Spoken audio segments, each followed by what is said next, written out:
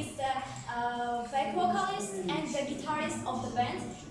He is also Armenian. He is son of immigrants. He picked up guitar when he was like really young. He really loved music since he was 4 years old, and he started playing by his ear and listening to Metallica, to Slayer and other bands. And he started writing his own song when he was 14. Shavo Odacan. Shavo Odacan is the bassist of the band. He picked up guitar when he was 13, but he changed to bass because he couldn't find a bass player who would play with the style he wanted. And also I contacted him, I asked him which System of a Down song represents the group as a whole. He said there is no one song that represents them, it's the entire collective. And John Dolmayan, who is the drummer of the band, and when he first got his drum kit, he was playing so much, he played till 5 a.m. and his parents got so tired that they just threw away his kit. But eventually he got one new, self-titled System of a Down, which directly influenced the band 70 years later. BYOB, Bring Your Own Bomb. This is a furious protest song that talks about war from the perspective of the lower class. Why don't presidents fight the war? Why do they always start the war? BYOB speaks about the universal truths about war, but it also has more concrete imagery about the war in Iraq. It was a war in terror, war in oil, and even discussed fascism, a still a talking point around George W. Bush's governmental policy during the war in Iraq. Let's hope it's party time and we don't live in a fascist nation. And BYOB isn't exclusively about the war, it also discusses the whole concept of war as a whole, which is propaganda.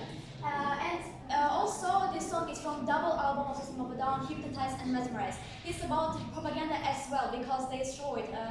Government either hypnotizes you into supporting them, or it mesmerizes you enough so you ignore the problem completely. So everybody's going to the party, have a real good time, dancing in the desert, blowing up the sunshine. By describing the war in Iraq as a party, they are talking about how the government, the propaganda downplayed the severity of a war that caused more than 100,000 civilian deaths. In the refrain, Sartakian shouts, "Where are you?" This is showing how the government brainwashes people. So he says, where are you if you are not coming to the party? If you are not supporting us, you are not a patriot. For example, chicken stew, it's all about what a splendid pie, pizza, pizza pie, every minute, every second, bye, bye, bye, bye, bye. Pepperoni and green peppers, mushroom, olive chives. All this song, listen to our obscenities, terracotta pie, terracotta pie, terracotta pie, terracotta pie. So you can see, yeah? What are those songs about? So, chicken stew is about advertisement. It shows how advertisement brainwashes people into thinking that it's not something they want, it's something they need. And the Besinta of is such real long backstory, is kind of complicated. It's about the music industry. I won't talk about it now. And so conclusion, they cemented their place in the music industry, in the minds of many people, and in my mind as well, is what I should say. So, thank you. Everyone, I'm Mary, and today I will talk about the differences between formal and informal English. As you know, English is an international language, so if you want to develop yourself as an intelligent person, you should know English. English is important for finding a job, studying abroad, or starting your own business. As I said, informal and formal English are very different. There is differences in grammar structure, vocabulary, pronunciation, reading, and so on. To understand the difference better, let us look into an example. For example, in formal English, we greet like, "Good morning, how are you?" But in informal English, we say, "Hey" or "Hi, how's going on?" As you can see, the sentences are different, there is different in vocabulary. So, to understand this difference better, let us look into each one more closely. The first is formal English. What is formal English? Formal English is characterized by the use of standard English. The sentences are more complex. There's a lack of use of personal pronouns and informal and slang terms. Informal English is used in official literature, academic, etc. content. For example, by the time we arrived, as the evening was approaching, I felt the sorest row, myself on the waterfall has pounded all day long. It is also typically used in careful edited writing. Also, there's been informal English English is also used in our conversation with higher society. Formal context, we use have, then have got.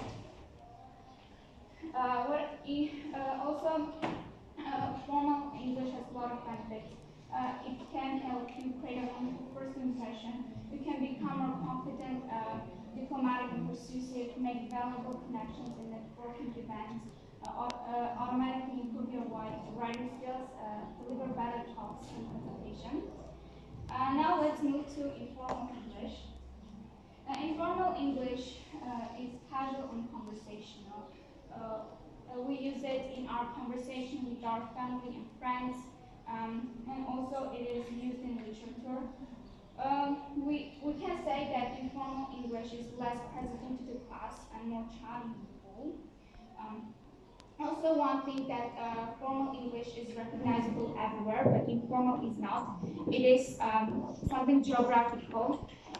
For example, in Armenian language, if someone from Shirak speaks their informal language and someone from Gapan speaks their informal language, they might have some difficulty to understand each other. Knowledge about the differences between formal and informal English, adding this knowledge to my arsenal would benefit all my academic endeavors and professional career. I believe that everyone must know their native language first. So this research work helped me to reflect my original language uniqueness. It also helped me to make my vocabulary better, improve my analytical thinking and research skills as well. Thank you for listening.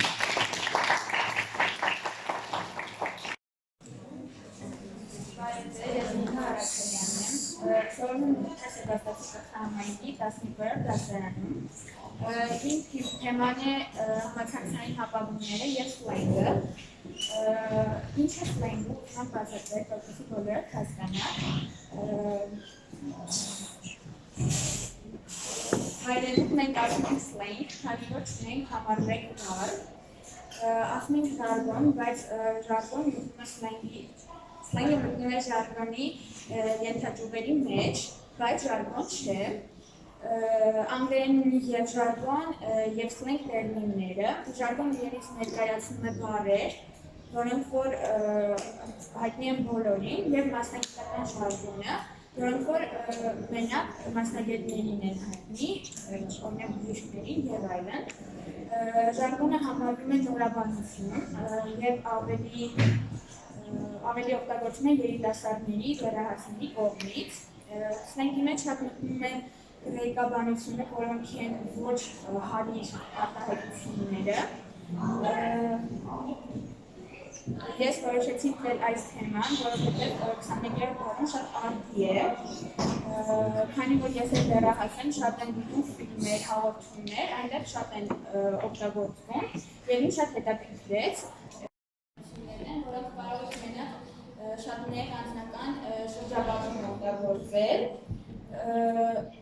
Մարդիկ իրենց ժամանակը, իսկ հիմա ոնք խոսել հապավումների մասին, մարդիկ իրենց ժամանակ նայելու համար շատ օգտագործում են հապավումներ։ Հայերենում կան շատ հապավումներ, ես հանդիպել եմ, ինչի չեմ կարող ասել սլենգի մասին։ Սլենգ ես հանդիպել եմ իմ գերական շրջապատում, ինչ-որ բառի փոխարեն այլ բառ եք օգտագործել, բայց դա չեմ կարող համարել սլենգ։ Ուզում եմ ասել, որպես վերջաբան, ուզում եմ ասել, իմ աշխատանքը ինձ շատ օգնեց, որպեսզի հասկանամ, թե ինչ է ինձ ներկայացնում սլենգը։ Աշխատանքի ընթացքում ես շատ սլենգերի հապավումների հանդիպեցի, որ երբեք չէի հանդիպել։ Այստեղ կարող եք տեսնել այն օրինակները, որոնք որ շատ են օգտագործվում։